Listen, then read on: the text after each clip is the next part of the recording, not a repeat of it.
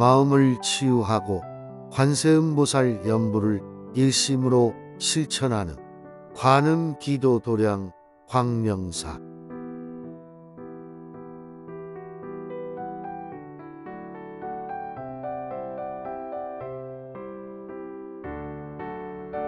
빛나는 수행의 길, 밝은 지혜로 참된 나를 찾는 광명사.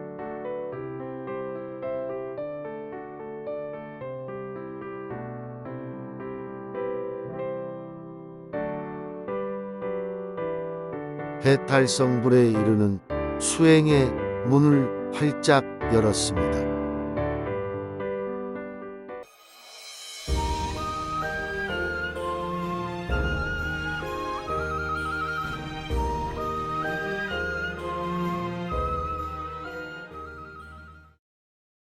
안녕하십니까? 네, 다들 건강하시죠? 네.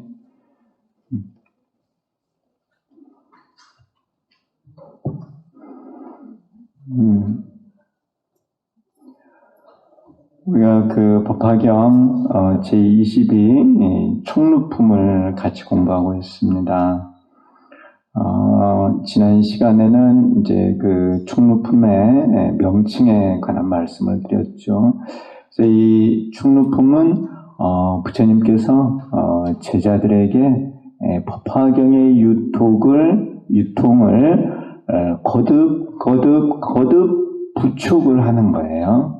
이 법화경의 이 묘법이 끊어지지 않고 영원히 이어지도록 제자들에게 부촉을 하고, 또 이 부촉을 받은 제자들이 이 법화경을 계속해서 널리 알리겠다고 하는 그 내용이 바로 이 총루품의 내용이죠. 자, 이거는 우리가 또 해야 되는 일입니다. 우리가 이 순간 이 법화경을 같이 공부하는 것은 어떻게 보면은 부처님의 이 부촉을 받들어서 실천하고 있는 거예요. 우리가 참 중요한 일을 하고 있습니다. 그러니까 이런 중요한 일에는 절대 빠지면 안 되겠지요. 제 말씀 아시죠? 여러분들이 정말 큰 일을 하고 있어요. 부처님의 그 불사를 하고 있는 거예요. 열애 부촉 보세요. 서가모니 부처님께서 오른손을 들어서 무량한 보살 마살들의 머리 위를 쓰다듬으시면서 다음과 같이 말씀하셨습니다. 얼마나 참 대견하겠습니까, 이 보살들이. 이제 너희들에게 부촉하노니 너희들은 마땅히 이러한 묘법을 수지하고 독송하며 널리 알려서 모든 중생이 널리 듣고 알게 하여라. 이와 같이 3번을 말씀하신 것입니다. 그래서 묘법을 지니고 알려라. 묘법을 지니고 알려라. 묘법을 지니고 알려라. 이렇게 거듭 그 보살들에게 부처님께서 부촉을 하시는 겁니다. 그래서 이 부촉은 이제 교리적으로 보면은 법사행을 실천하라는 거예요. 법사행은 묘법을 지니고 알리는 것이죠.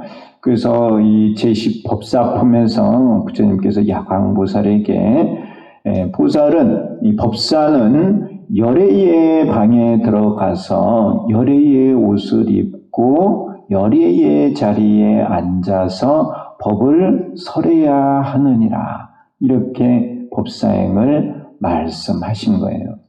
그래서 제가 열애의 방에 들어와서 지금 열애의 옷을 입고 열애의 자리에 앉아서 여러분들에게 법화경을 설하고 있습니다. 알고 계시죠? 예. 그래서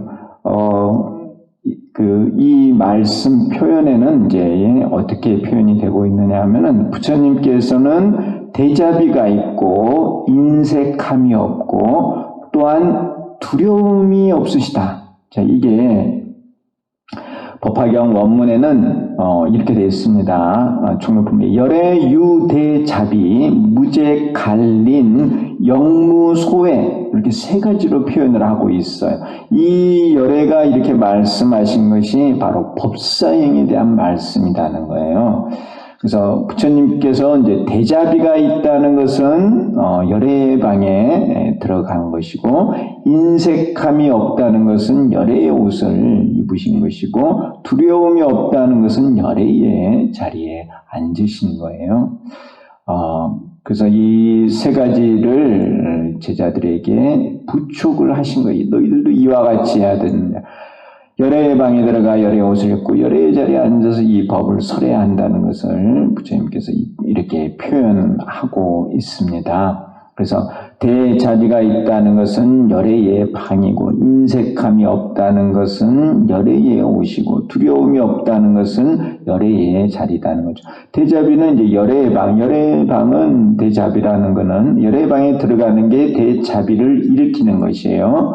또 열애의 옷을 입는 것은 유아 인욕의 마음에 머무는 것이죠. 부드럽고 인욕을 하면서 중생들을 다 받아들이는 거예요.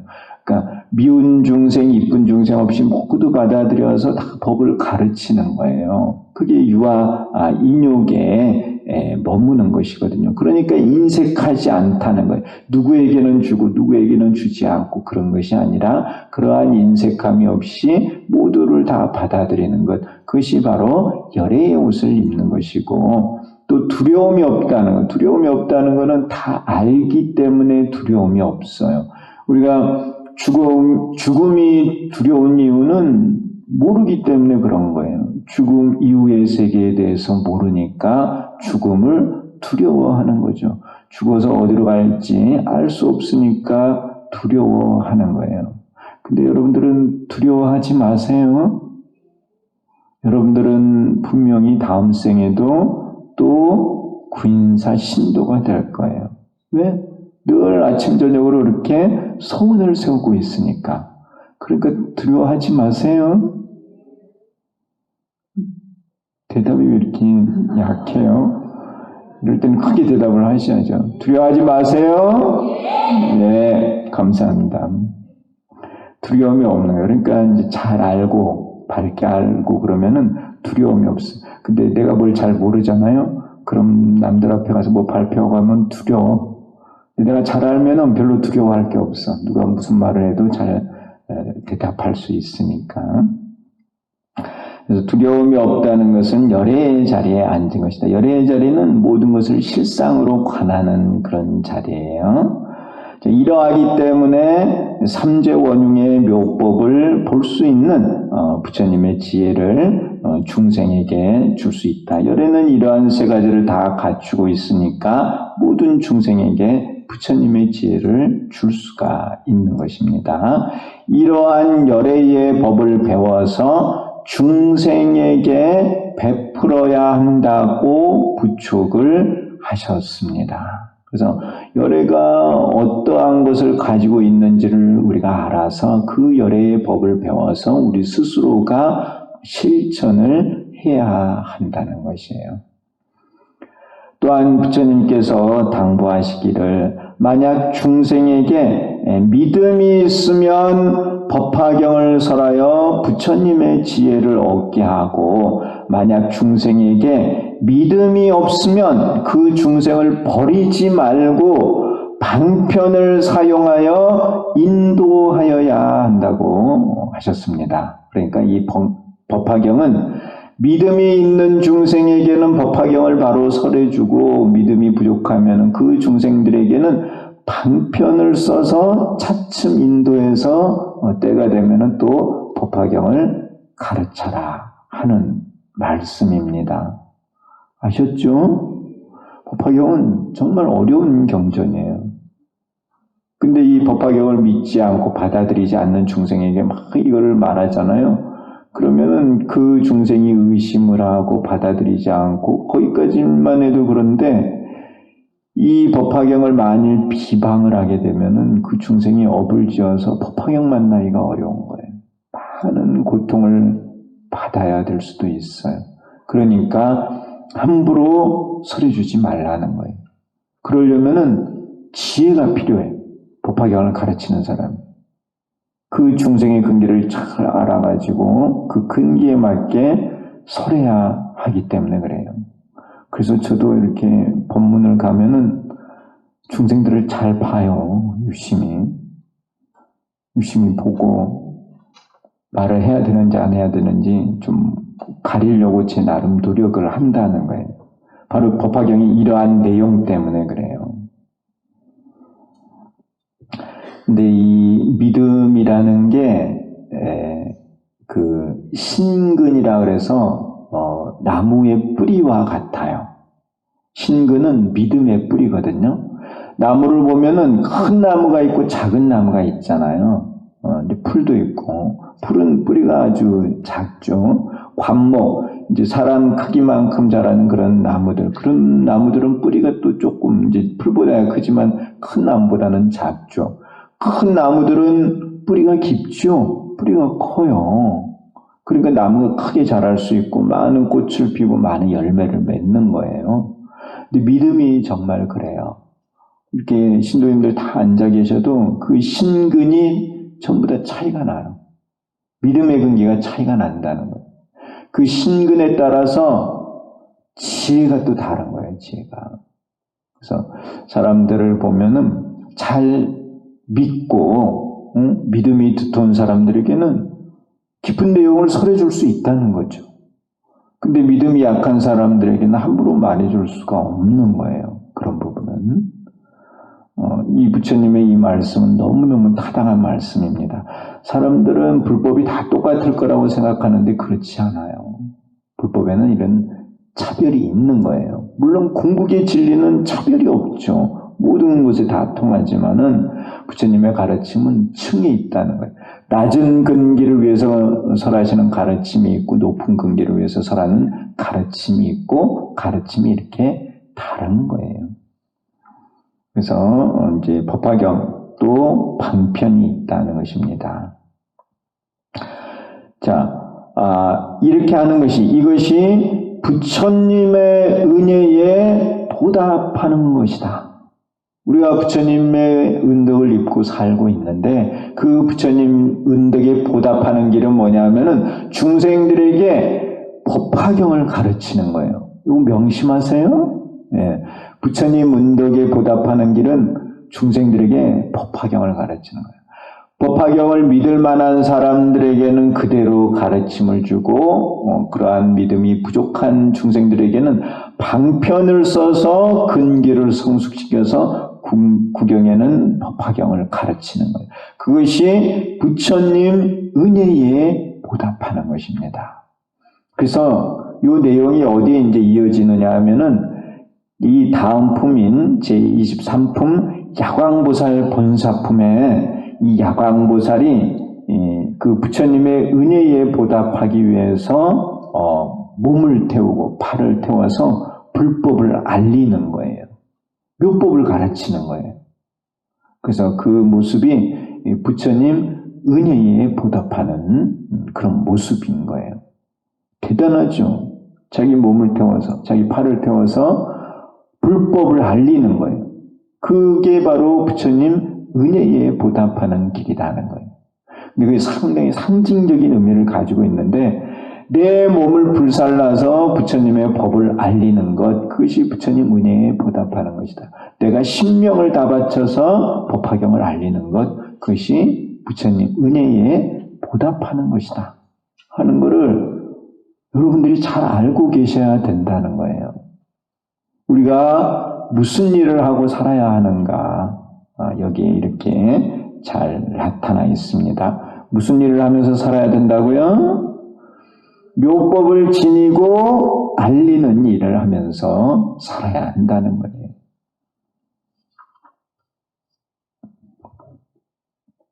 그걸 이제 법사인이라고 말을 하는 것입니다. 자, 264쪽에 보살 영수예요. 이건 이제 받아들임을 말합니다. 부처님께서 부촉을 하셨어요. 너희들 이거 해야 하느니라. 그러니까 보살님들이 예, 하겠습니다. 예, 하겠습니다. 예, 하겠습니다. 이렇게 받아들이는 것을 보살 영수 이렇게 표현한 것입니다. 보살 마하살들은 부처님의 말씀을 듣고 나서 모두 환희하였습니다. 너무너무 기쁜 거예요. 본인들에게 부축을 하셨으니까 부처님께서 너무너무 환희심이 일어난 것이죠. 몸을 굽히고 머리를 숙이며 합장하여 다음과 같이 말하였습니다. 세존의 명령대로 마땅히 모두 받들어 행하겠습니다. 오로지 그와 같을 것이니 세존이시여 원하옵건대 염려하지 마십시오. 이렇게 보살들이 표현을 하였어요. 이와 같이 3번을 보살들이 말한 것입니다. 부처님께서 3번 부촉을 하셨고 보살들이 3번 이와 같이 받들어 행하겠다는 것을 말을 한 것이에요. 그래서 이 3번 이렇게 대답한 것이 바로 법사행을 하겠다는 이런 표현이라는 거예요. 이건 해석적으로. 그래서 세존의 명령대로라는 것은 대자비로서 열의 예방을 받아들임을 의미한다. 세존의 명령대로. 세존의 명령. 중생들을 구제해야 한다는 것이죠. 대자비. 마땅히 모두 받들어 행하겠다는 것은 모두 받들어 행하겠다. 이것은 인색함이 없는 것으로서 열애의 옷을 받아들임을 의미한다. 열애의 옷을 받아들이는 것은 이제 유아 인욕심, 유아 인욕의 마음에 머무는 거예요. 유아 인욕의 마음, 부드럽고 인욕의 마음으로 모든 중생을 다 받아들이는 거예요. 그 인색함이 없는 것이죠. 그 모두 받들어 행하겠습니다. 부처님 말씀을 누구에게는 전하고 누구에게는 전하지 않고 누구에게는 행하고 누구에게는 행하지 않는 게 아니라 모든 중생을 받아들여서 그대로 행하겠다는 것이죠. 그래서 열의 옷을 받아들임을 의미한다. 원하옵건대 염려하지 마십시오 라고 한 것은 두려움이 없는 것으로 열의 자리를 받아들임을 의미합니다. 그러니까 부처님께서 그 보살들에게 너희들이 법사행을 해야 한다 이렇게 부축을 하신 것이고 이 보살 마하살들은 그 법사행을 실천하겠습니다 하고 대답을 한 것이에요. 그러니까 이거는 우리한테도 해당한다는 거예요. 우리도 이 부처님의 부축을 받들어서 이 묘법을 지니고 알려야 합니다. 아셨나요? 그래서 이런 부촉에 해당하는 내용이 바로 상호영마태 조사님의 교시문이에요. 교시문. 그래서 이제 제가 이제 교시문에 대한 내용을 책을 하나 썼어요. 대조사님의 이제 교시문의 내용에 대해서 이제 책을 썼고 그 교시문에서 이제 대조사님께서 천태종도에게 교시를 내리신 거예요. 천태종도에게 무슨 교시를 내리셨느냐 하면은 지상에 불국토를 건설하라는 거예요. 지상의 불국토. 그게 이 천태종도에게 내린 핵심 내용입니다. 그래서 제가 이제 노래도 하나 만들었어요. 알고 계시죠? 우리 노래를 만들어서 우리 여기 광명사 합창단도 노래를 하시고 했습니다. 그래서 이제 그 노래의 그 가사 내용이 바로 대조사님께서 우리 종도에게 부촉을 하신 거예요. 교시를 하신 거예요. 그를 우리가 이제 노래로 배워서 늘 잊지 않고 이렇게 실천하게 하기 위해서 제가 노래를 만들었습니다. 유튜브에 있어요. 그래서 시간 나시는 대로 좀 잘 들어주시고 또 그 말씀하신 거를 잘 새겨서 실천해 주셨으면 하는 그런 바람입니다. 그리고 우리가 살아가면서 무엇을 하고 살아야 하는가 이러한 것은 최소한 알고 살아야죠. 그렇죠? 집안의 한 가장은 가장으로서의 역할이 있잖아요. 또 집안의 아내는 아내로서의 역할이 있어요. 또 자식은 자식으로서의 역할이 있잖아요. 부모님께 효도하고. 그런 역할을 다 알고 살아야 돼요. 여러분들도 부처님의 제자면은 또 제자로서 무엇을 해야 되는지를 알고 살아야 된다는 거예요. 여기 이렇게 설명이 돼 있다는 거예요. 이 묘법을 지니고 알리는 것이 부처님 제자로서 해야 되는 일이다 하는 거예요. 우리가 이런 거를 명심하고 살아야 돼요. 그래서 각자 자기 책임이 뭔지를 알고 그 책임의 실현을 위해서 열심히 노력하면서 살아야 돼요. 제가 이제 이런 그 법화경을 또 공부하고 또 지금 이렇게 세상의 그 흐름을 보면서 참 그 사람들이 어떻게 보면은 그 무명으로 업을 짓고 고통을 받고 있다 하는 생각을 참 많이 해요. 그 러시아하고 우크라이나 전쟁이 계속 이어지고 있죠. 이게 끝날 듯 하면서도 참 오랜 세월 이렇게 전쟁을 하고 있어요. 이 전쟁이 자꾸 확전이 되려고 하는 그런 상황에 있다는 거예요. 근데 그 이제 뉴스 같은 데 보면은 전쟁으로 고통받는 모습들이 다 나와요. 가족들이 이제 이 그 폭탄에 폭격해 가지고 가족을 다 잃은 거야. 그 사람의 심정을 한번 생각을 해보세요. 얼마나 가슴이 아프고 세상 살 맛이 아마 안 날 거야. 그러면서도 사람들은 그런 사람 전쟁으로 고통받는 사람들이 있는데 러시아나 우크라이나는 전쟁을 끝낼 생각을 하는 게 아니라 더욱더 지금 전쟁을 확대해 가고 있다는 것이죠. 얼마나 참 안타까운 상황이에요. 이대로 계속된다면은 앞으로도 계속 고통받는 사람들이 나온다는 것이죠. 우리 이런 불교의 입장에서, 불교적인 입장에서 서로가 서로를 이해하고 동치대비의 마음을 가지고 정말 자비의 마음을 가지고 타협점을 찾고 뭔가 문제를 해결하기 위해서 노력을 하면서 이게 자꾸 풀어가야 할 거라는 그런 생각이 드는데 사람들은 욕심과 화냄, 어리석음으로 인해서 더욱더 업을 짓고 고통을 만들고 있다는 생각이 드는 거예요. 이런 전쟁의 모습을 보면서 진짜 세계 평화를 이루기 위해서는 이 불법이 아니면은 안 되겠다는 생각을 제가 많이 한다는 거예요. 이해하시나요? 이 진정한 세계 평화는 이 묘법연화가 아니면은 안 된다는 거예요. 모든 사람들이 불법을 믿고 실천하면은 이 지구상에는 평화가 와요. 그렇지 않으면은 평화를 기대하기가 어렵다는 것이죠. 그렇기 때문에 더욱더 이 묘법을 세상에 알려야 한다는 그런 사명감이 더욱더 생긴다는 거예요. 제가요. 앞으로는 어찌되었든 간에 이 묘법을 알려서 사람들이 평화롭고 행복하게 전쟁이 없는 그런 사회를 만들어 살아가야 된다 하는 생각을 하는 것입니다.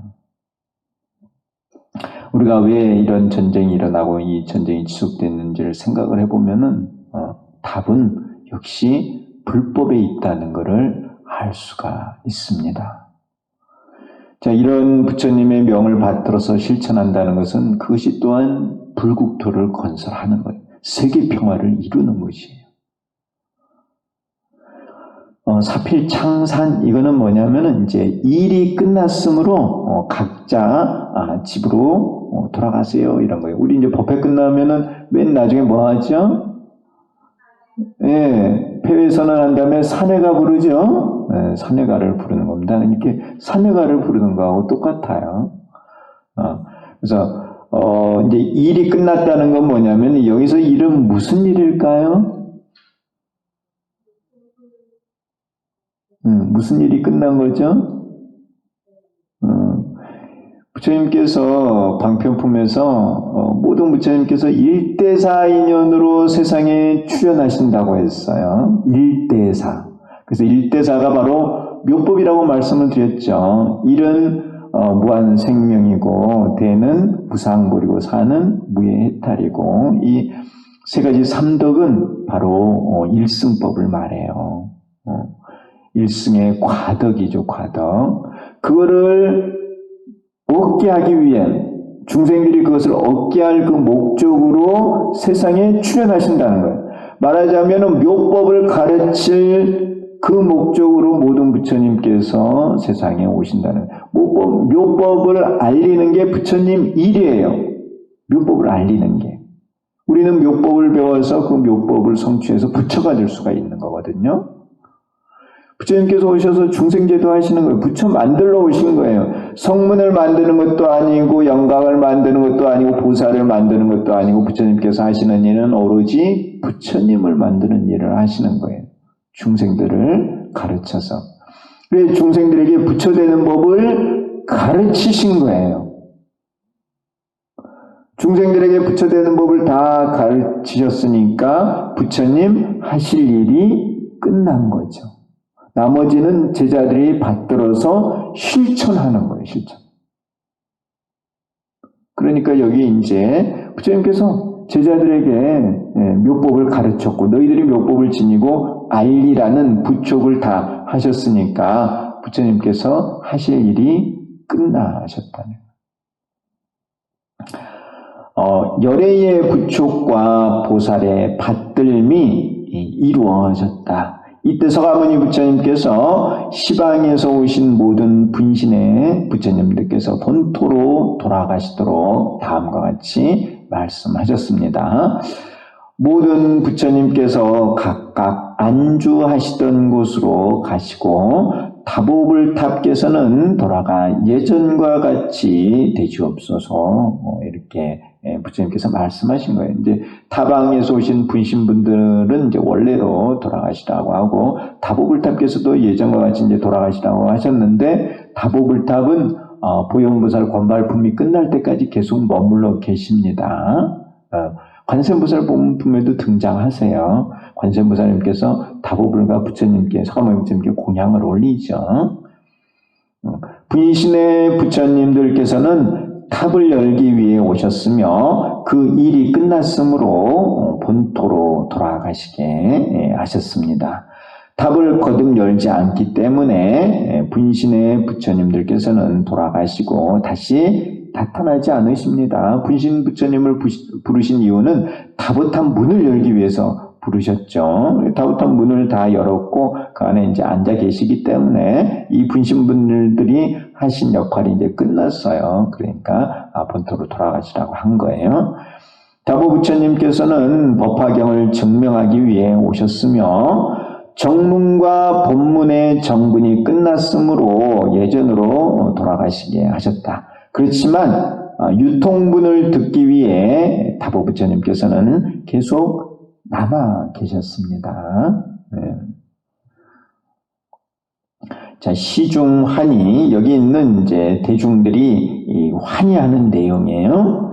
서가모니 부처님께서 위와 같이 말씀하셨을 때 시방에서 오신 무량한 분신의 부처님들과 다보 부처님, 상행보살 등 무변한 아승지의 보살들, 사리불 등 성문들, 천인 아수라 등이 모두 부처님의 말씀을 듣고 크게 환희하였다는 것입니다.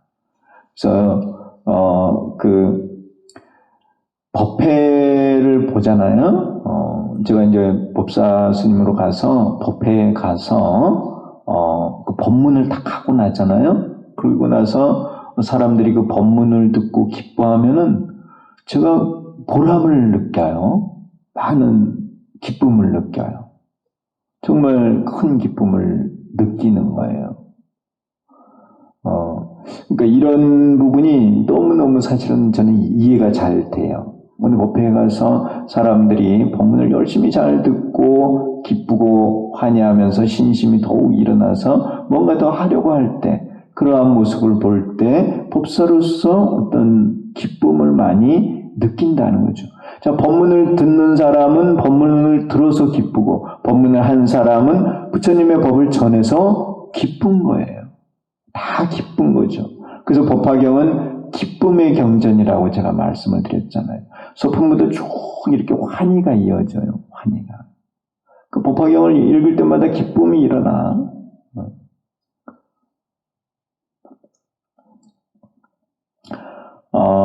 모두 부처님의 말씀을 듣고 크게 환희하였다. 묘법을 설하셨으므로 여러 부처님께서 기뻐하셨다. 266쪽이에요. 서가모니 부처님께서 묘법을 설하셨으므로 여러 부처님께서 다 기뻐하신 거예요. 또 묘법을 들었으므로 대중이 기뻐하였다.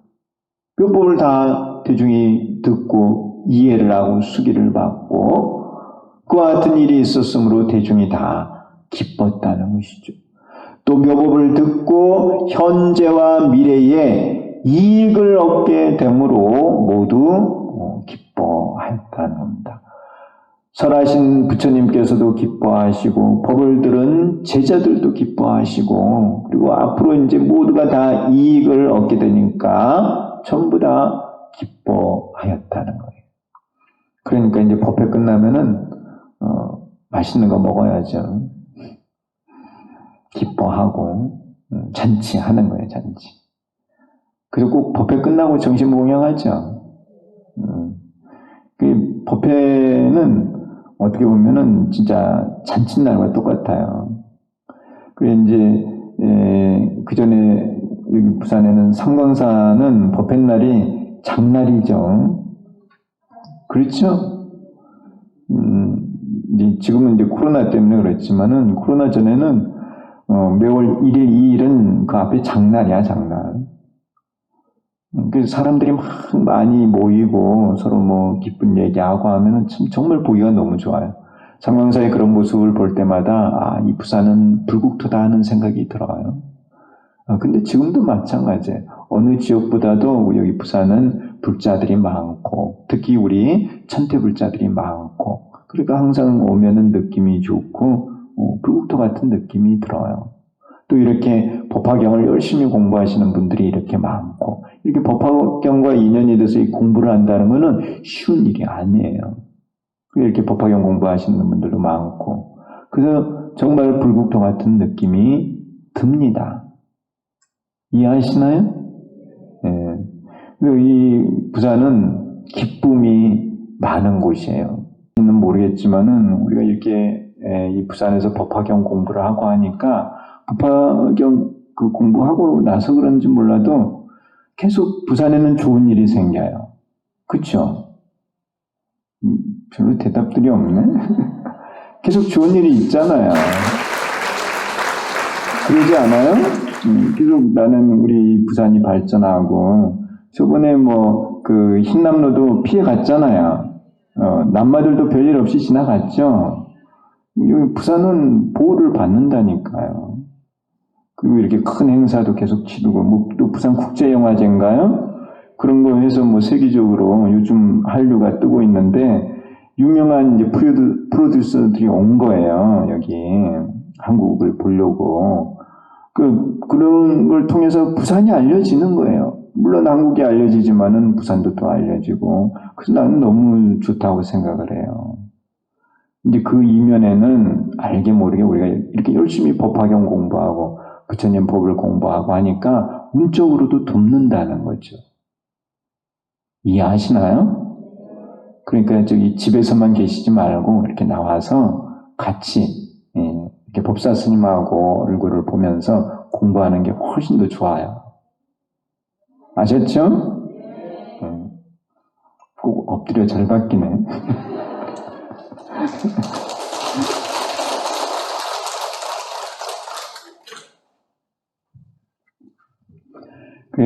또 우리 여기 주스님께서 이번에 광명사 53주년 행사하셨죠. 이제 주스님이 이렇게 계시면서 이렇게 하나하나 다 이렇게 신경 써가지고 행사를 원만하게 잘 했다고 말씀을 들었습니다.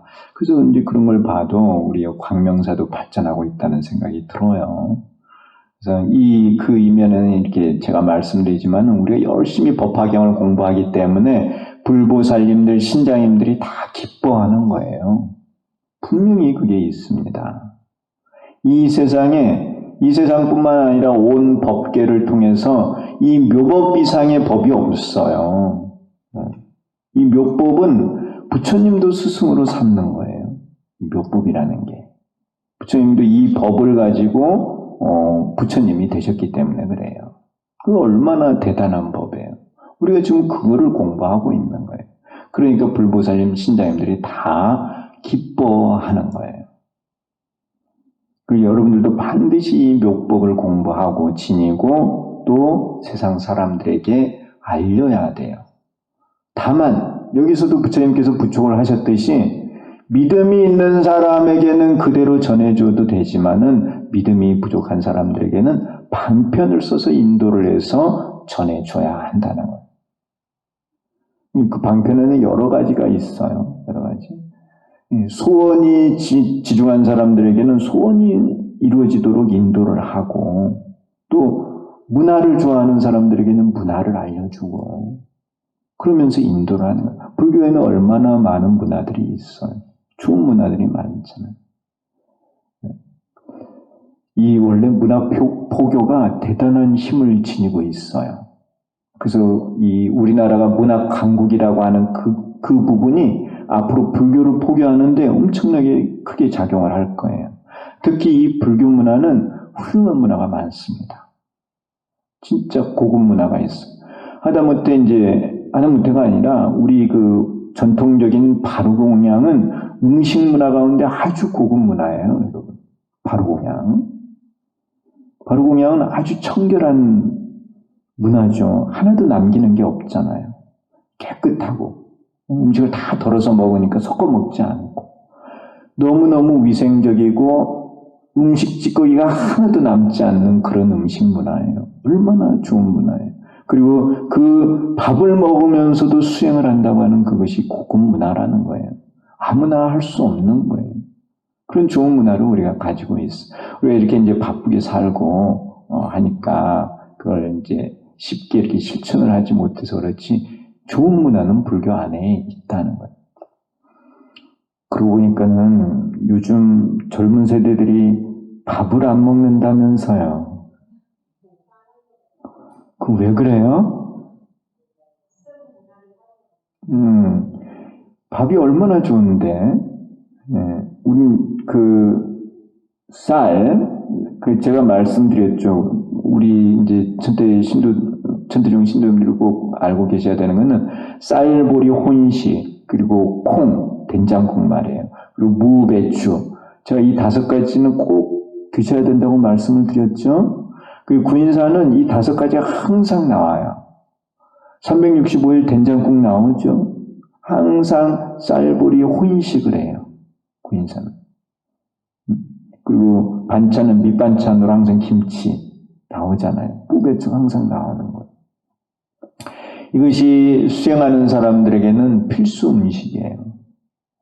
이 음식을 잘 먹으면은 몸이 항상 건강하고 보약이에요, 보약. 이 안에는 모든 영양분이 다 들어가 있고 정말 약이라는 거야. 우리 잘 알고 살아야 돼요. 그 이익을 얻는다 할 때 그 이자를 보면은 벼화자에 칼도자예요. 그래서 벼를 베서 쌀을 수확을 해서 먹고 사는 거예요. 그게 이익이야. 그것이 우리들의 수명을 증장해요. 수명을. 밥만큼 맛있고 좋은 게 없는데 오히려 서양 사람들은 요즘 김밥이 그렇게 인기라면서요. 아시죠? 네, 김밥이 그렇게 인기랍니다. 제가 봐도 김밥만한 게 없어요. 김이 참 좋죠. 예. 어쨌든 우리가 이렇게 좋은 음식 문화도 있고 좋은 문화도 있어요. 음악이면 음악, 무술이면 무술, 모든 분야에서 우리나라는 고급 문화를 가지고 있어요. 그런 문화를 바탕으로 거기에 불교를 담아서 세상에 전파하는 거예요. 그래서 우리가 문화를 소중하게 생각해야 돼요. 제가 항상 한복을 입잖아요. 그래서 한복. 요즘 한복에 대한 인기가 많대요. 서양 사람들이 한복에 관심 많대. 한복이 너무 좋으니까 중국이 막 자기들 거라고 우기려고 그러잖아요. 근데 절대 안 되죠. 그런 거는. 한복은 우리나라 고유 전통 의복입니다. 누가 뭐라 하더라도 자꾸 자기 게 아닌데 자기 거라고 우기면 큰일 나요. 과보가 있어요. 그게. 자, 대의입니다. 제22 총무품의 대의예요. 부처님께서 보살들에게 묘법의 유통을 부촉하셨습니다. 묘법이죠. 묘법.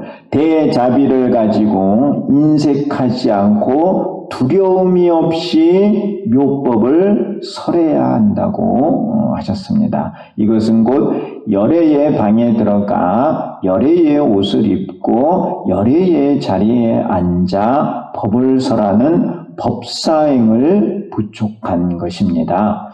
보살들은 이러한 부촉을 받들어 행하겠다고 대답하였습니다. 그래서 저도 여러분들 앞에 와서 이렇게 묘법을 알리고 있는 것이죠. 부처님 제자들이 당연히 해야 되는 일입니다. 자, 22품이 끝나고 제23 야광보살 본사품이에요. 그래서 이제 이 야광보살 본사품부터는 실제로 법사행을 실천하고 있는 이 사바세계에서 실제로 법사행을 실천하고 있는 법신보살들의 이야기가 저 보현보살 권발품까지 이어지고 있는 거예요. 여기 모인 보살들이 부처님의 부촉을 받들어서 실천하겠다고 이렇게 말씀드렸잖아요, 부처님께. 그래서 그 보살들 가운데 실제로 이렇게 법사행을 하고 있는 보살들이 등장을 하는 거예요. 그래서 야광보살이 있고 이 다음 품이 묘음보살이에요. 그리고 그 다음 품이 바로 관세음보살 부문품이에요. 우리가 늘 관세음보살을 부르고 있거든요. 관세음보살님께서 하시는 일이 뭐냐면은 부처님의 이런 부촉을 받들어서 묘법을 지니고 알리는 역할을 하고 계신다는 거예요. 이해하셨나요? 우리가 늘 365일 관세음보살을 부르고 살아요. 저도 늘 관세음보살을 불러요. 뭐 차를 타든 뭐 어디 걸어가든 어디를 가든 늘 관세음보살을 부르고 사는데 관세음보살을 부르는 마음이 중생들마다 각각 차별이 있어. 어떤 사람은 몸이 아프니까 몸을 빨리 나으려고 관세음보살을 부르고, 어떤 사람은 좋은 데 취직해야 되니까 관세음보살을 부르고, 어떤 사람은 좋은 대학교 가야 되니까 관세음보살. 다 다르다는 거예요. 원하는 게 다 달라. 그 관세음보살을 부르는 이유가 다 달라. 근데 중생의 입장인데, 관세음보살님은 어떤 입장이냐면은, 관세음보살님은 항상 중생들에게 뭘 가르치려고 할까요? 이 법화경의 내용에 따르면 관세음보살님 중생들이 항상 뭘 가르치려고 하시는 거예요? 묘법을 가르치려고 하는 거죠. 여기 총무품에 나오잖아요. 부처님께서 말씀하셨어요. 제자들에게. 믿음이 있는 중생들에게는 묘법을 바로 설하고 믿음이 약한 중생들에게는 방편을 써서 인도해야 한다고 말씀하셨죠. 그걸 그대로 실천하고 있는 보살이 관세음보살이에요. 관세음보살님은 항상 중생들에게 묘법을 가르치려고 해요. 근데 믿음이 있고 근기가 되는 중생에게는 묘법을 바로 가르쳐. 묘법을 깨닫게 해요. 근데 아직 그런 근기가 안 되고 다른 거를 원하고 있으면 그 중생들에게 가서 방편을 쓰는 거야. 대학 가고 싶으면 대학 가게 해주고, 좋은데 취직하기를 원하는 좋은데 취직하게 해주고, 원하는 거를 주면서 방편을 쓰면서 인도를 해간다는 거예요. 그래서 근기, 차츰차츰 믿음을 크게 만들고, 나무 뿌리도 크죠, 커. 시간이 지나면서 해를 거듭하면서 크는 거야. 한 해 한 해 크는 거죠.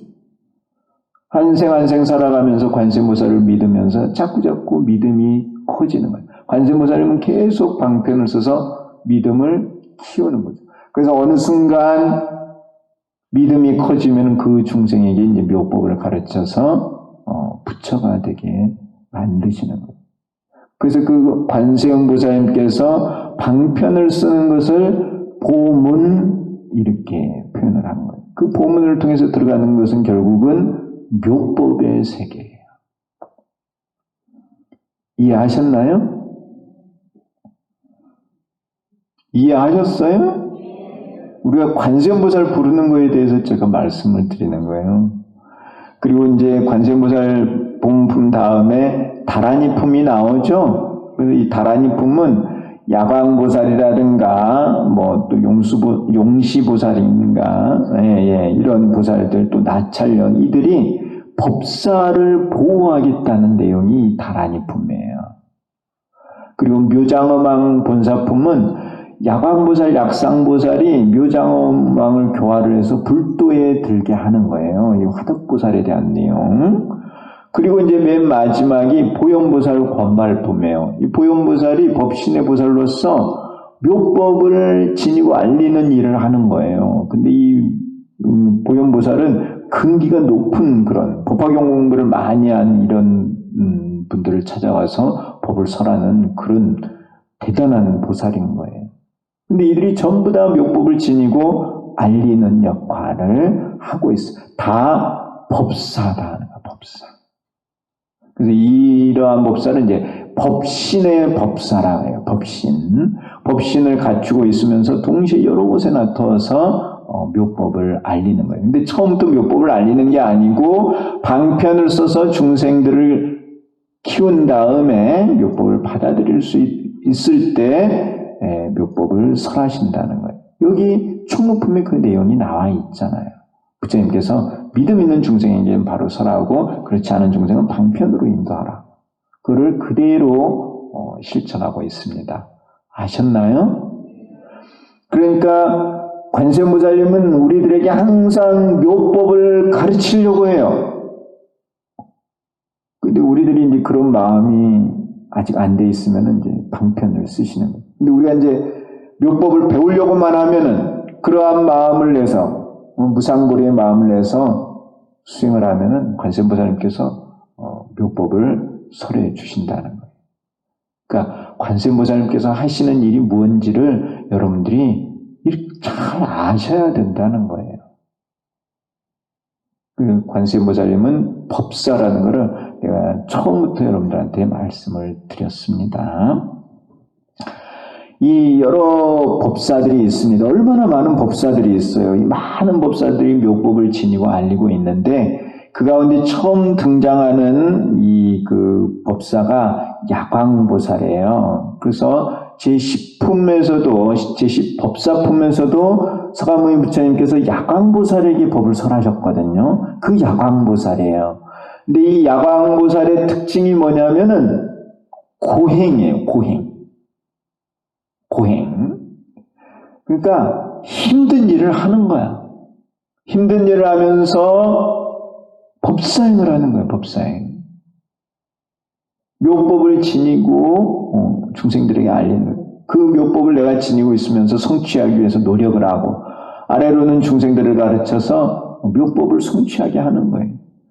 그러한 일을 하는데 신명을 다 바쳐서 그렇게 고행을 하는 보살이 야광보살이에요. 그러니까 어떻게 보면은 이 법사행을 하는 모델과 같은 존재예요. 이 법사행을 한다는 것이 그렇게 수월한 것이 아니고 야광보살처럼 이렇게 고행을 하면서 힘들게 이렇게 하면서 열심히 노력을 해서 법사행을 해야 한다는 것을 이 품에서 말씀하고 있는 거예요. 그래서 이 불법을 성취하기 위해서는 꼭 뭘 해야 되느냐 하면은 고행을 해야 돼요. 대답들이 별로 없으시네. 고행을 해야 됩니다. 네. 이게 이제 고가 이제 괴로울 고자죠. 괴로울 고자인데 이 괴롭다는 의미도 있지만은 이 높을 꽃자도 고예요, 고. 고 아시죠? 예, 높을 꽃자. 이 고행이 위로 올라가는 행위야. 열심히 노력해서. 근데 위로 올라가는 게 힘이 들죠? 여러분, 밧줄 타기 해보셨어요? 이게 밧줄 위에서 늘어뜨려가지고 이렇게 막 잡고 올라가는 거. 그냥 올라가는 게 힘들죠? 그게 고행이야, 고행. 높이 올라가는 거. 왜요? 무섭죠, 무섭죠. 용기가 있어야 돼, 용기가. 고행은 용기가 있어야 돼. 이 야광보살은 대단한 용기를 가지고 있어요. 근데 이렇게 야광보살처럼 고행을 해야 된다는 거예요. 그래야만 불법을 이룰 수가 있어. 불법이라는 게 그냥 설렁설렁 금방금방 이루어지는 게 아니라는 것을 표현하고 있는 겁니다. 근데 이 야광보살은 많은 난행과 고행을 했어요. 그래서 이렇게 불법을 닦는 것에 모든 것이 다 쉽게 되기를 바라지는 말라는 거예요.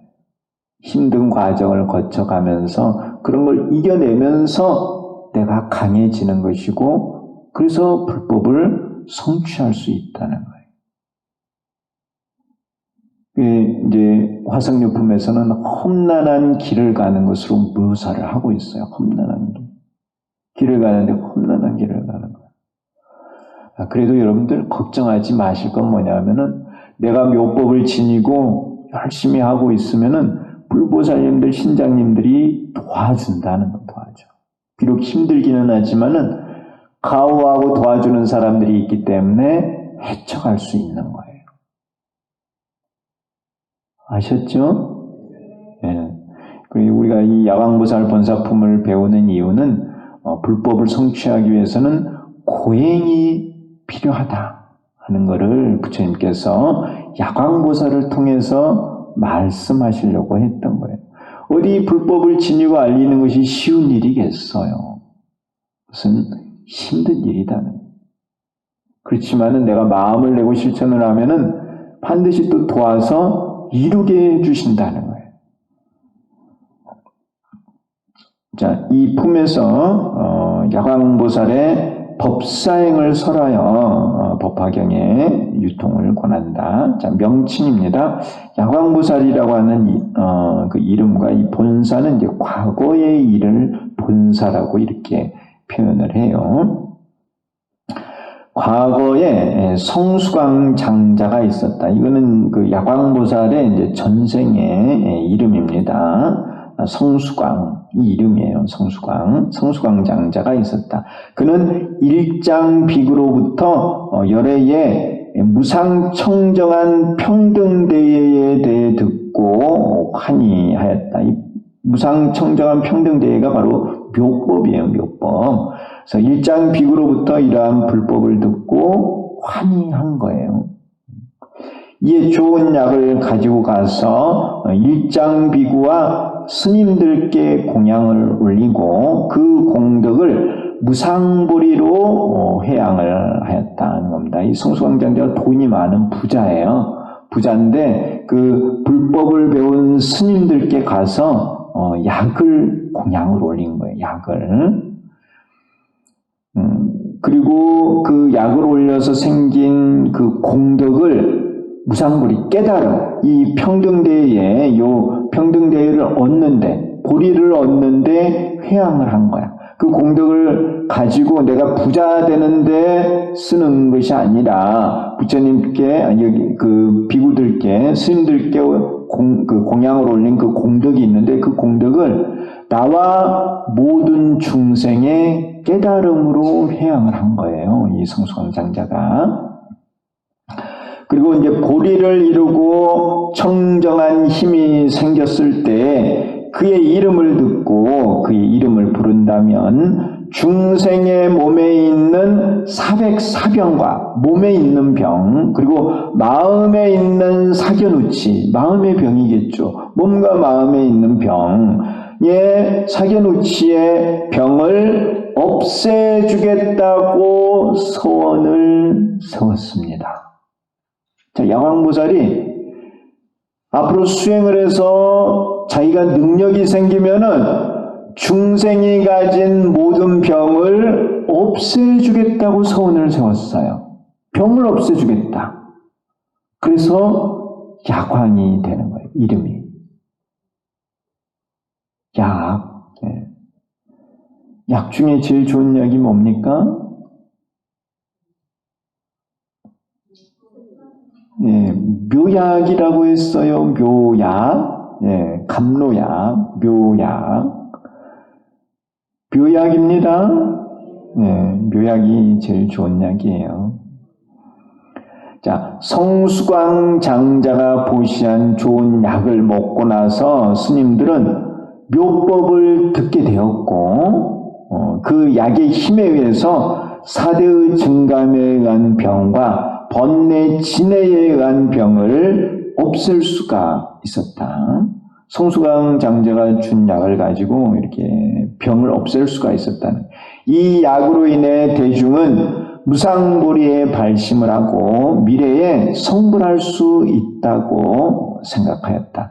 이와 같이 성수광 장자의 약으로 인해 무상법왕에 발심을 하였으므로 그에게 약왕이라는 이름을 주었다는 겁니다. 그래서 이 성수광 장자의 약을 받아서 병을 치료한 분들이 이 성수광 장자에게 이름을 지어줬는데 그 이름이 약왕이라는 이름이었다는 거예요. 그래서 약왕보살이 된 것입니다. 그래서 약으로 인해 무상법왕, 무상법왕은 부처님이죠. 법왕.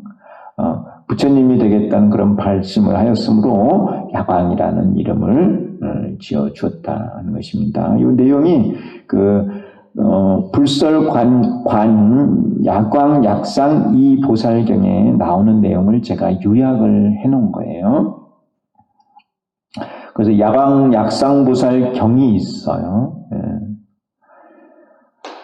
과거에 1월 정명덕 불께서 대중에게 법화경을 설하셨으며 이 가운데 일체중생 희견보살, 모든 중생이 자꾸 보는 것을 즐거워한다고 하는 그런 이름이에요. 일체중생 희견보살, 이 약왕보살의 이름이에요. 일체중생 희견보살은 설법을 듣고 정진하여 현일체색신삼매를 얻었다. 이 현일체색신삼매가 여러 가지 몸으로 중생의 근기에 따라 응신을 해서 중생을 교화하는 거예요. 그래서 관세음보살님이 응신을 하는 것도 이런 현일체색신삼매의 그 하나예요. 현일체색신삼매, 이게 법화경에서 말하는 겁니다. 이거는 중도를 깨달았을 때, 중도 실상을 깨달았을 때 얻는 삼매예요. 듣고 계세요? 이 현일체색신삼매를 가져야만 많은 중생을 한꺼번에 제도할 수 있어요. 많은 중생을. 몸을 하나를 가지고 있으면서도 동시에 수많은 중생을 제도를 한다니까요. 제가 그때 이제 학생 때 궁금했던 게 하나 중에 뭐냐면은 구인사에서도 관세음보살을 불러, 서울 관문사에서도 관세음보살을 불러, 저기 부산 삼강사에서도 관세음보살을 불러, 부산 광명사에서도 관세음보살을 불러, 서울 삼룡사에서도 관세음보살을 불러. 관세음보살님이 다 응신을 한다고 하는 거야. 몸은 하나인데 언제 다 응신을 하시는가? 그런 생각을 한 적이 있었어요. 이런 걸 몰랐을 때는. 그런데 법신을 가지면은 이런 현일체 색신삼매를 얻게 되면은 그냥 동시에 몸을 다 놔둔다는 거예요. 다 그 근기에 맞춰서 몸을 놔둬서 그들에게 법을 설한다는 거예요. 이게 대단한 능력이에요, 이게. 이거는 중도를 깨달았을 때 들어갈 수 있는 삼매예요. 그래서 법신보살이 가진 삼매죠. 그래서 약왕보살 또 이 이하의 모든 보살들은 다 이 능력을 가지고 있어요. 물론 관세음보살님도 가지고 계십니다. 현일체 색신 삼매를 얻었다. 이것은 바로 묘법을 공부했기 때문에 이 삼매를 가질 수가 있는 거예요. 관세음보살님이 34뭉신을 하는 것은 바로 묘법을 얻었기 때문에 가능한 것이다 하는 거예요. 그러니까 우리도 묘법을 얻어서 이런 삼매에 들어서 많은 중생을 동시에 제도를 해야 돼요. 그러면 공덕이 얼마나 많이 생기겠어요. 한순간에도 여러 중생을 제도를 하니까 공덕이 많이 생기는 거예요. 그 공덕의 힘에 의해서 자꾸 무명을 깨서 부처가 되는 거예요. 이 현일세 색신삼매를 여러분들도 꼭 얻으셔야 돼요. 그래서 이렇게 묘법을 공부하는 거예요. 보살은 1200년 동안 스스로 몸을 태워 1월 정명덕불과 법화경에 공양을 올렸습니다. 그래서 몸을 태워, 자기 몸을 태워서 소신공양이죠. 자기 몸을 태워서 부처님과 법화경에 공양을 올렸어요.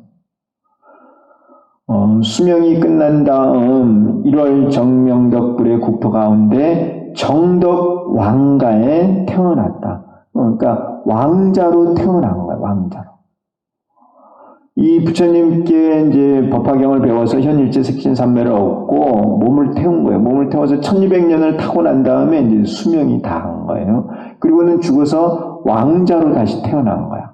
왕자로 태어나서 전생에 뭘 했는지를 다 기억을 해요. 그래서 이거를 염불태라고 말씀을 드렸죠. 전생에 그 생각을 다 기억을 하는 거예요. 그걸 염불태라 그래요. 그래서 다시 1월 정명덕불을 찾아가요. 1월 정명덕불께서 열반에 드실 때가 되어 일체중생 희견보살에게 사리를 부촉하셨습니다. 나 죽고 나면은 네가 사리를 잘 공양을 하고 네가 잘 해라 이런 뜻이겠죠. 보살은 탑을 세우고 부처님의 사리를 모신 다음 그 앞에서 7만 2천 년 동안 양 팔을 태워 공양을 올렸으며, 이게 이제 소비예요. 팔을 태워 공양을 올렸고, 무수한 중생에게 무상보리의 발심을 하게 하였다는 겁니다. 이렇게 몸을 태우고 팔을 태워서 뭐를 했느냐 하면은 묘법을 알리는 거예요. 중생들에게. 그게 바로 고행이라는 거예요. 고행으로서 법사행을 하는 거예요. 법사행. 이와 같이 몸을 사르고 또한 양팔을 태워서 생을 가볍게 보고 법을 무겁게 여겼으며, 자기 목숨을 바쳐서 이렇게 묘법을 알린다는 거예요. 목숨을 버려서 도가 있게 하였다. 이러한 야광보살의 옛 일을 들어서 지금을 드러내므로 야광보살 본사품이라고 하였다. 요 옛일을 본사 이렇게 표현을 하는 거예요. 그래서 야광보살 본사품 이렇게 품 이름이 정해진 것입니다. 좀 쭉 넘어가시고 이제 내용 271쪽의 내용입니다. 예. 질문 하나 드리겠습니다. 법화경 안에는 여러 나라, 국토와 왕자들의 이름이 나옵니다. 법화경의 시공간을 잘 이해가 되다가도 이해하지 못하겠습니다. 실제 역사적으로 찾을 수 있는 나라, 사람 이름인지요? 이건 진짜 있었던 일이죠. 그거는 지구라고 이렇게 안정할 수 있는 그것은 제가 말씀드리기는 어렵고요. 1월 정명덕불 시대가 분명히 있었고, 그거는 여기다 저기다 이렇게 말씀드리기는 어려울 것 같은데, 1월 정명덕불이 분명히 계셨고요. 과거에 그 부처님 나라가 있었습니다. 거기서 활동을 하신 거죠. 일체중생 희견보살이. 그것이 우리 지구 역사상에 있었는지 없었는지는 제가 말씀드리기는 어려워요. 지구가 아니라 다른 곳일 수도 있어요. 당연히 그거는. 근데 분명한 거는 이 부처님이 계셨고 그 당시가 있었고, 또 정덕왕가 그 당시에 이 부처님 나라 때 이 정덕 왕가가 있었던 것은 사실인 거죠. 그리고 이제 늘 말씀드리지만은 어떤 이런 시공간에 대한 개념을 우리 중생들이 생각하는 그런 관념을 가지고 생각을 하시면 안 돼요. 여기는 부처님의 세계에서의 이야기입니다. 그러니까 부처님 세계에서 말하는 그런 시공간의 관념은 우리하고는 다릅니다. 우리는 이런 모든 게 실제한다고 생각을 하고 그렇게 살고 있지만은 사실은 이런 원교적인 내용은 실제라기는 그런 표현보다는 이렇게 거울 안에 영상과 같은 그런 거예요. 그 환화라고 우리가 표현을 하죠. 그런 환화의 세계에 있는 거예요. 그래서 이제 그 안에서는 중첩도 일어나는 거예요. 그리고 우리가 뭐 시공간을 이렇게 따로따로 구분을 하지만은 그게 이제 구분이 되면서도 구분이 안 되는 그런 세계예요. 그게 중첩이 되는 거예요. 그러니까 이제 법계로서 말을 하면요. 법계. 십법계의 세계를 이제 이 법화경은 다 말하고 있거든요. 십법계가 서로 호구예요. 지옥 안에도 지옥부터 부처님 세계가 있고 인간에도 인간 세계 지옥부터 부처님 세계가 있고 부처님 세계에도 지옥부터 부처님 세계가 다 있고 10개가 호구니까 100개가 되는 거고 또 그 각각에 또 10개 호구가 다 있어서 계속 늘어나는 거예요. 그러니까 1개가 무량한 게 되고 무량이 또 1개가 되고 하나도 아니고 무량도 아닌 그런 게 이런 부처님 세계에서의 이야기예요. 그러니까 그걸 하나다 다르다 이렇게 말하기도 사실은 어려운 부분이 있는 거예요. 조금 이해하시나요? 자, 요걸 지금 그 십법계에 대한 말씀이 나와서 이제 다시 한번 또 말씀을 드린다고 하면은 이 사교에 대한 말씀인데 여러분들이 그냥 좀 참고로 알아두세요. 이 사교 천태에는 이제 장교, 통교, 별교, 원교라고 하는 사교가 있습니다. 이 사교에서 이 십법계를 다 말할 수 있어요. 그런데 이 장교나 통교는 지옥, 축생, 악의, 아수라, 인간, 천상이라고 하는 이 육법계의 세계를 말하고 있어요. 또 별교나 원교는 지옥부터 부처님 세계까지 십법계를 다 말을 해요. 그것까지 이해하셨나요? 네, 왜냐하면 장교나 통교는 주로 공예 진리를 가르쳐요. 공예 진리를 가르치기 때문에 개내교라고 해서 육법계 안의 이야기를 하는 것이고 별교나 원교는 개외교라고 해서 성문, 영각, 보살, 부처님의 세계까지 다 말하는 게 별교예요. 그래서 이제 십법계를 다 말을 해요. 그러면은 이게 또 구분이 돼요. 장교와 통교가 육법계까지 있다고 하는데 장교는 우리가 이제 생각하듯이 이런 실제하는 세계예요. 지옥이 실제하고 또 축생, 우리 축생 눈으로 보잖아요. 축생 세계가 있죠. 네, 개도 있고 뭐 사자, 호랑이 이 축생 세계가 있어요. 그게 실제한다고 생각하는 아수라 세계도 있다는 거예요. 우리가 눈으로 뭐 안 보인다고 해서 없는 게 아니고, 그러니까 아귀의 세계도 있고 아수라, 또 우리 인간 세상, 또 천상 세계가 실제로 있다 이런 관념을 가지고 가르침을 펴는 게 장교예요. 근데 이제 통교는 이 육법계에 대한 이야기를 하는데 통교는 이 세계가 실제하는 게 아니고 환화와 같이 있다는 거예요. 말하자면 거울 속의 영상처럼 있다는 거예요. 좀 이해하시나요? 장교와 통교의 차이점이에요. 장교는 실제한다 이렇게 말을 하는 것이고 우리 인간 세계도 이렇게 실제한다고 말을 하는 것이고 통교는 이 모든 게 환상, 꿈속의 일과 같다는 거예요. 그런데 이제 통교는 육법계까지를 말을 하는 거예요. 거기 이해하셨죠? 예. 혹시라도 이해 안 되시면 빨리 말씀하세요. 제가 부연 설명을 해드릴게요. 그리고 이제 별교하고 원교는 다 십법계를 말해요. 근데 별교는 이 십법계 각각이 다 달라. 그래서 별교나 원교의 십법계는 환화예요. 통교처럼 환상이에요. 환상. 실제하는 게 아니고 환상의 십법계인데 별교는 그 십법계 각각이 달라. 그래서 지옥, 축생, 아기, 아수라, 인간, 천상이 있고 공을 깨달으면은 성문이나 영각을 가고 가를 깨달으면은 보살의 세계를 가고 중도를 깨달으면은 부처의 세계로 간다 이렇게 말을 하는 게 별교의 십법계예요. 그럼 원교의 십법계는 뭐냐? 원교의 십법계는 지옥 안에도 십법계가 다 있어요. 축생 안에도 십법계가 다 있어. 그래서 이걸 이제 십계 호구, 십계가 십계를 서로 포섭한다고 해서 백법계가 되는 것이고, 그 백법계 안에 각각의 또 십법계가 각각 다 십법계가 있는 거예요.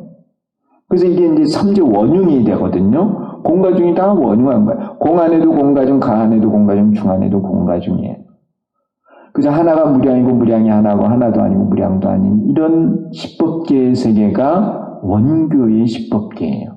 그런데 이게 실제하는 게 아니고 환상의 세계예요, 환상. 좀 이해하시는가요? 그런 세계다 하는 거예요. 그러니까 많은 불법계가 있잖아요. 하나가 무량인 불법계, 무량이 하나인 불법계고, 불법계 안에도 지옥부터 불법계가 다 있는 거예요. 그러한 세계를 이렇게 말하고 있는 겁니다. 법화경에서는. 그러니까 이러한 원교를 이해하려면은 근기가 높아야 된다는 거예요. 쉽게 받아들이지 못해요. 제가 보니까는 장교에서 통교 가는 것도 쉽지가 않아. 대부분의 사람들은 이런 모든 게 실제한다고 생각을 하거든. 그게 장교적인 관점이에요. 이 모든 게 환상으로 볼 수 있을 때 통교의 근기가 돼요. 그래서 이런 법계에 대한 부분도 경전마다 가르침마다 다르게 설정하고 있습니다. 그거는 왜 그러느냐 하면은 이 중생들의 눈 또는 지혜라는 게 한계가 있어요. 그 중생들이 생각할 수 있는 그런 게 한계가 있기 때문에 부처님께서 거기에 맞춰서 근기에 맞춰서 가르침을 주시다 보니까 육법계까지를 말씀하시고 실제한다. 또 이제 근기가 조금 높으면 환상이다 이렇게 말을 하는 것이고 더 이제 근기가 높아지면은 십법계를 다 말씀하시면서 가르치시는 거예요. 그리고 더 근기가 높아지면 이제 원흉의 세계로 말씀하시는 거예요. 이게 정말로 그렇게 되어 있습니다. 그래서 근기는 달라요. 아까도 말씀드렸듯이 신근, 믿음의 근기가 차이가 있듯이 이런 걸 받아들이는 것도 차이가 난다는 것을 우리가 알고 살아야 돼요. 그리고 열심히 수행해서 공부해야 돼요. 그래서 자꾸 성숙해야 돼요. 놀 시간이 없어, 놀 시간이. 고등학교 때도 열심히 공부한 사람은 스카이대 가잖아요. 근데 고등학교 때 얼마나 유혹이 많아. 젊으니까. 토요일, 일요일 되면은 가방 싸들고 어디 놀러 가고 싶죠. 등산복 입고 놀러 가고 싶잖아요. 그렇지만 공부하는 사람은 그런 유혹을 다 물리치고 열심히 공부하는 거야. 잠도 안 자고. 그 좋은 대학교 가는 거죠. 남들 놀 때 열심히 공부해야 돼. 그래야 내가 빨리빨리 성장하는 거야. 여러분들은 열심히 공부하고 계세요. 오늘같이 이렇게 좋은 날, 이렇게 법화경 공부한다는 게 얼마나 좋은 일입니까? 여러분들 보면은, 여러분들 얼굴에 빛이 나요. 그 광명사잖아요? 정말이에요, 정말. 법화경 공부하시는 분들은 벌써 얼굴 모습이 달라요. 진짜예요, 진짜. 공덕이 많고 불법과 인연이 깊기 때문에 그렇다 하는 거예요. 오늘 이제 총루품하고 야광보살 본사품의 명칭에 대한 공부를 했습니다. 이 야광보살에 대한 내용은 다음 시간에 우리가 더 자세히 공부하도록 하겠습니다. 여러분들 이 환절기에 항상 건강에 유념하시고 건강해야 수행도 하고 공부도 하고 그래요. 건강해야 또 삶이 즐겁고 하니까 항상 건강하시고 더불어서 또 공부도 열심히 하시고 다음 시간에 뵙도록 하겠습니다. 감사합니다.